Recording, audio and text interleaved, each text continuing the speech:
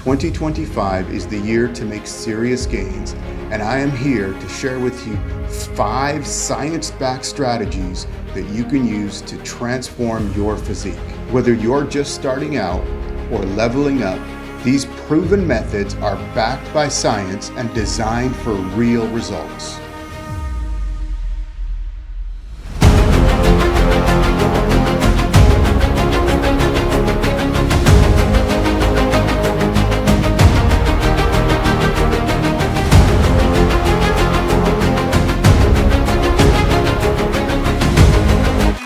In your 40s, 50s, 60s, and beyond, you deserve to live your best life.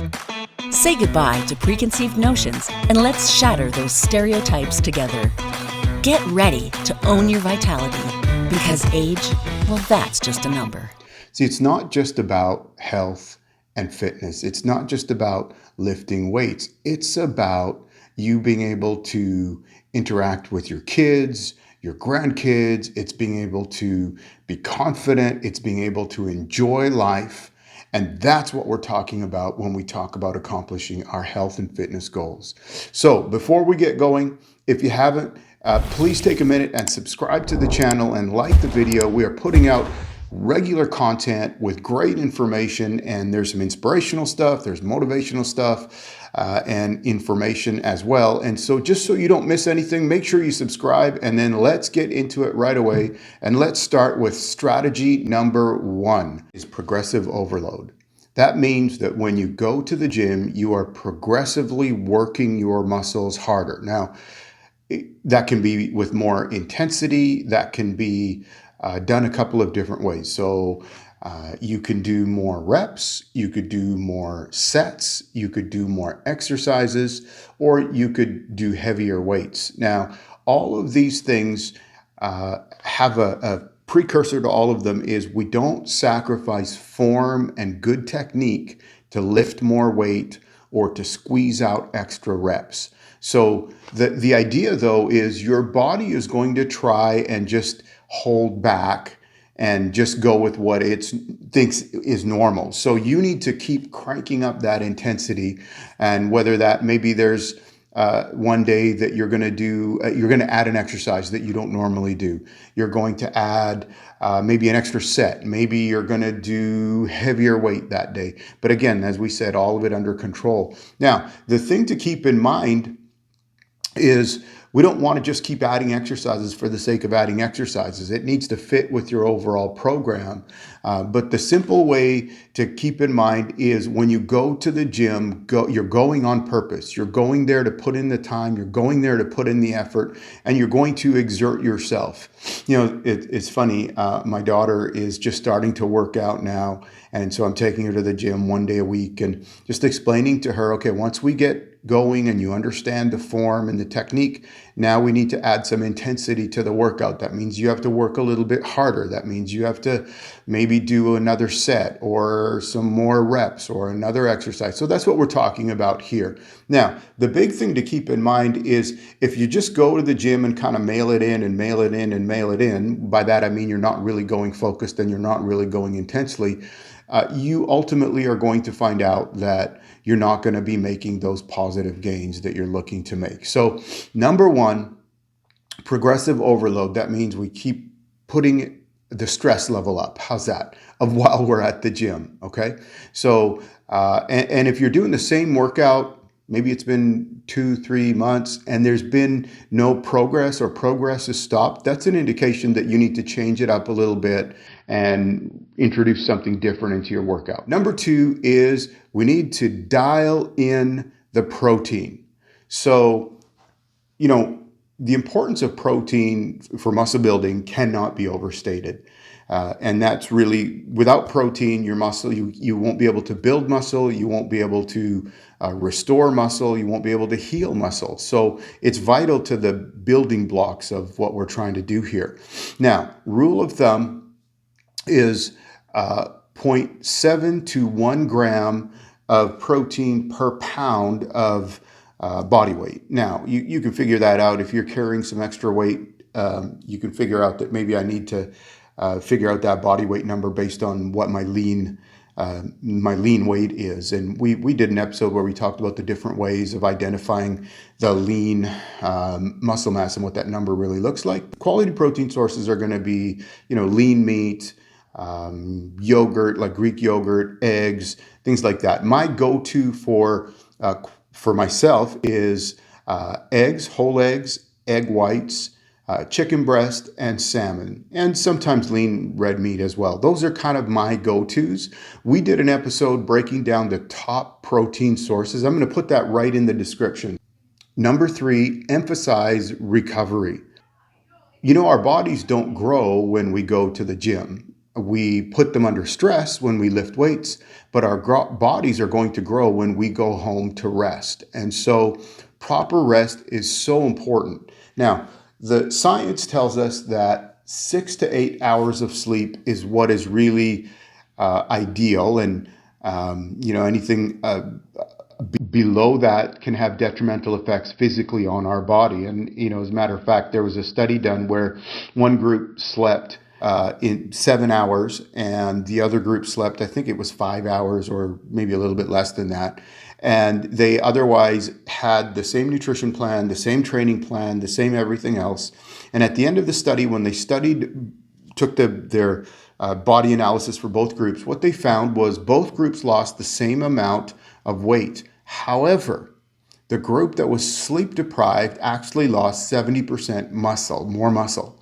So that starts to give us an idea of how important that rest is. That means sleep. That also means days off, when it's that you make sure you put days off into your workout plan, and maybe some active stretching so that you can work through maybe just loosening up muscles and joints and all of those things as well. But vital, okay? The role of recovery will also help to reduce injury. And, here's the thing. I might have not survived. I might have recovered more quickly from an injury in my 20s and 30s, but I don't want to go through the process now in my 50s. And it takes longer to recover from injuries as we age. So we want to be wise about that as well. All right?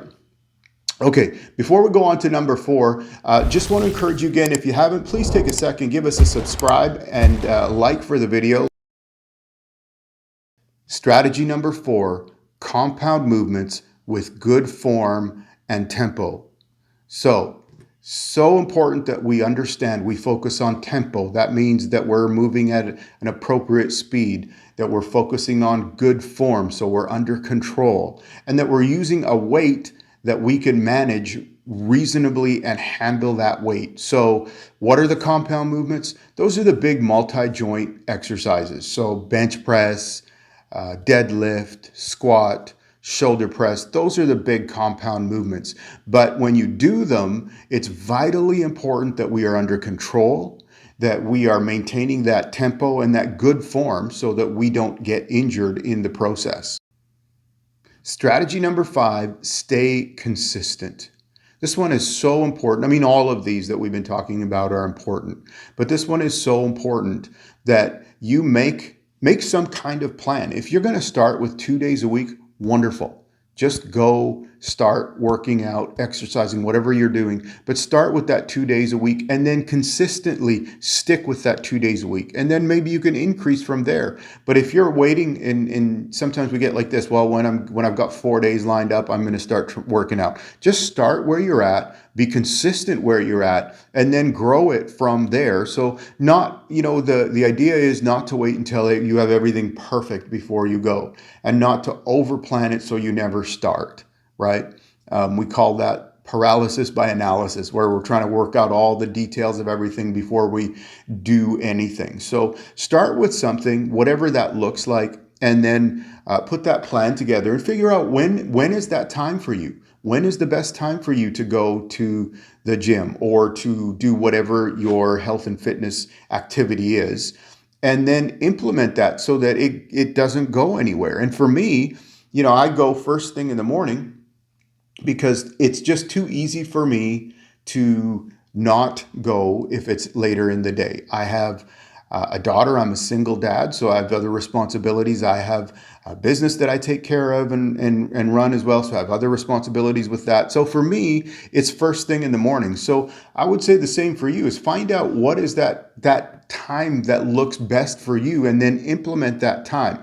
And maybe you want to see if there's somebody that wants to work out with you or train with you, or if you're running, maybe they want to run with you, whatever it is, so that you have somebody else that can nudge you along the way and that you are accountable to make sure you're getting to the workouts and things like that. For me, I have a coach that helps me with my nutrition, so that for me, it just means, okay, I know that I'm going to have to check in this week, and we're going to talk about how was the nutrition and how did the plan go and what happened with what we were shooting to do. And he's going to look at pictures. So it just helps me to stick with my standards and stick with where we're headed. So that's it. That's number 5. So, you may want to implement one of those. I encourage you that those are all 5 great ones that you want to implement in 2025 to see your health and fitness goals. And for those of us in our 50s, for those of us that, maybe you're older than that, maybe you're in your 40s, these principles will apply,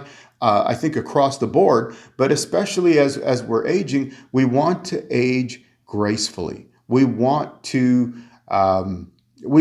be productive. And, I think this is the thing too, is you want to be confident as well as as we age, and not end up in situations where we're feeling frail or just weak, or whatever the case might be. And this is a great part to how we do that. So thank you for watching today. If you haven't, please give us a like and a subscribe.